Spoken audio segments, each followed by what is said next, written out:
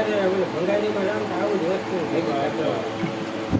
ત્યારે કે સેક્યુરિટી ગયો એ બનાવીને થોડું ભાડું એ કે તમે એક ભાવનગર આવો આપણે બે રેવી જોડી ભલે મેલી વાત બે રેવી છે આ બસમાં ભલાને કે નીકળ્યા છે ગરડા લે લે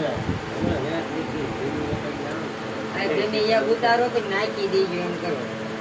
આદા બા લઈ લ્યો આદા પણ કઈ નહીં એક જ નહીં જોવો. તો વાંધો નહીં.